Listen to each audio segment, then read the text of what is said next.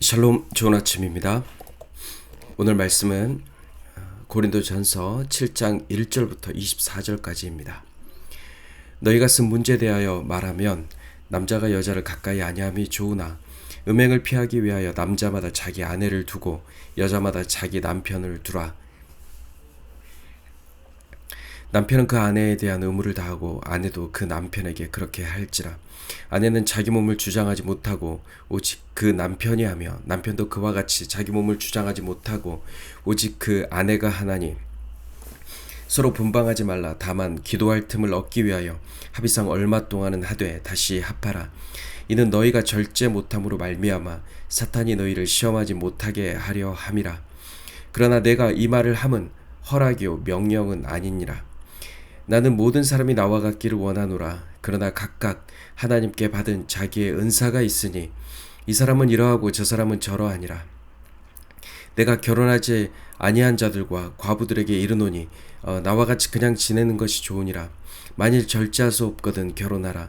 정욕이 불같이 타는 것보다 결혼하는 것이 나으니라. 결혼한 자들에게 내가 명하노니 명하는 자는 내가 아니요 주시라. 여자는 남편에게서 갈라서지 말고 만일 갈라섰으면 그대로 지내든지 다시 그 남편과 화합하든지 하라. 남편도 아내를 버리지 말라. 그 나머지 사람들에게 내가 말하노니 이는 주의 명령이 아니라 만일 어떤 형제에게 믿지 아니하는 아내가 있어 남편과 함께 살기를 좋아하거든 그를 버리지 말며 어떤 여자에게 믿지 아니하는 남편이 있어 아내와 함께 살기를 좋아하거든 그 남편을 버리지 말라. 믿지 아니하는 남편이 아내로 말미암아 거룩하게 되고 믿지 아니하는 아내가 남편으로 말미암아 거룩하게 되나니 그렇지 아니하면 너희 자녀도 깨끗하지 못하니라. 그러나 이제 거룩하니라. 혹 믿지 아니하는 자가 갈리거든 갈리게 하라. 형제나 자매나 이런 일에 구애될 것이 없느니라. 그러나 하나님은 화평 중에서 너희를 부르셨느니라. 아내된 자여 네가 남편을 구원하는지 알 수 없으며 남편된 자여 네가 너의 아내를 구원하는지 알 수 있으리요. 오직 주께서 각 사람에게 나눠주신 대로 하나님이 각 사람을 부르신 그대로 행하라. 내가 모든 교회에서 이와 같이 명하노라. 할례자로서 부르심을 받은 자가 있느냐 무할례자가 되지 말며 무할례자로 부르심을 받은 자가 있느냐 할례를 받지 말라. 할례 받는 것도 아무것도 아니요 할례 받지 아니하는 것도 아무것도 아니로되 오직 하나님의 계명을 지킬 따름이니라. 각 사람은 부르심을 받은 그 부르심 그대로 지내라. 네가 종으로 있을 때 부르심을 받았느냐 염려하지 말라. 그러나 너가 자유롭게 될 수 있거든 그것을 이용하라. 주 안에서 부르심을 받은 자는 종이라도 주께 속한 자유인이요 또 그와 같이 자유인으로 있을 때 부르심을 받은 자는 그리스도의 종이니라. 너희는 값으로 사신 것이니 사람들의 종이 되지 말라.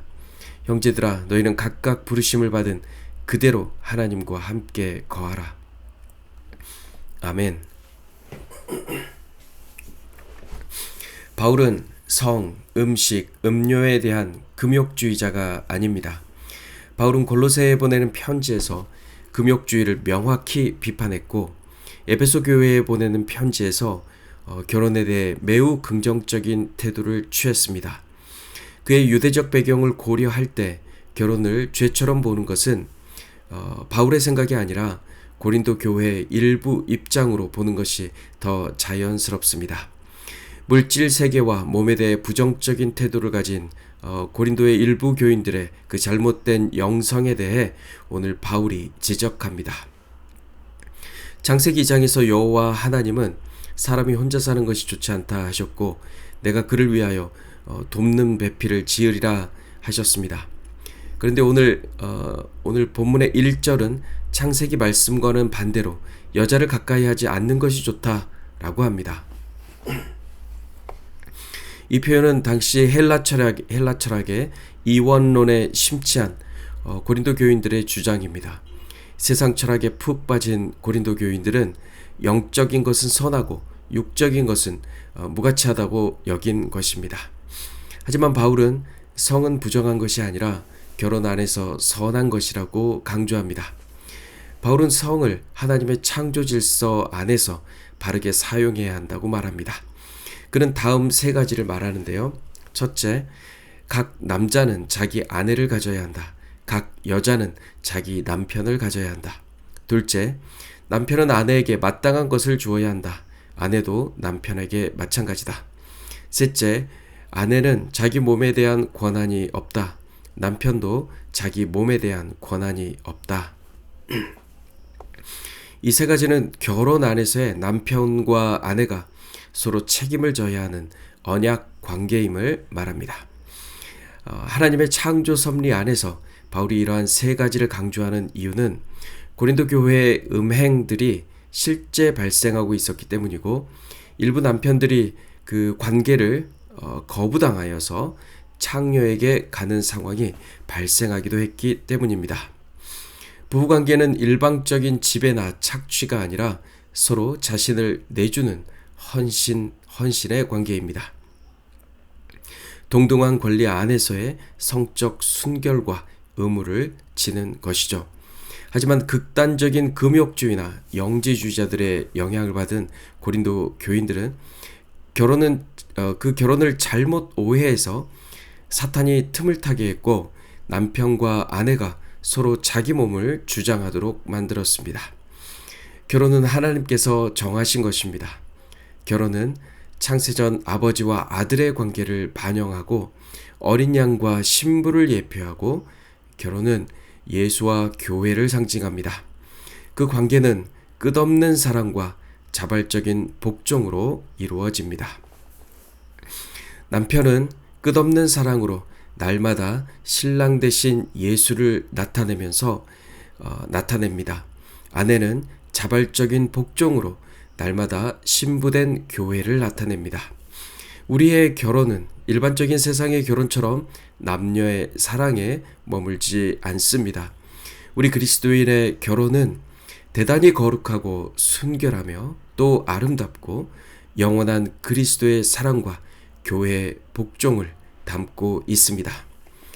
결혼하지 않은 지체들은 오늘 남편 대신 예수를 바라보며 자신의 신부됨을 나타내시기를 축복합니다.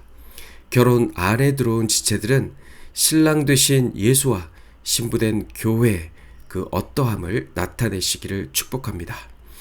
오늘 본문 17절은 각 사람은 부르심을 받은 그 부르심 그대로 지내라고 권면합니다. 하나님은 모든 교회의 각 사람을 하나님 나라의 역사에 참여하도록 부르셨고, 그 부르신 자리와 주신 은사를 따라서 비교하거나 자랑하지 말고 각자의 삶의 자리에서 하나님을 섬기도록 하셨습니다. 우리가 그리스도 안에 있다면 할례받은 유대인이나 그렇지 못한 이방인이나 아무 상관이 없습니다. 사회적으로 종이든 자유인이든 상관없습니다. 성도는 그리스도의 십자가의 보혈로 구원받아 사탄의 지배에서 벗어난 자유인입니다. 자유인일 뿐만 아니라 주께서 값주고 사신 그리스도의 종입니다. 사랑하는 성도 여러분, 우리는 주께 속한 자유인이며 그리스도의 종임을 기억합시다. 우리가 어떤 형편, 어떤 모습, 어떤 처지에 있든 그 자리에서 주의 부르심에 합당하게 살아가는 성도님들 되시길 주님의 이름으로 축복합니다. 샬롬.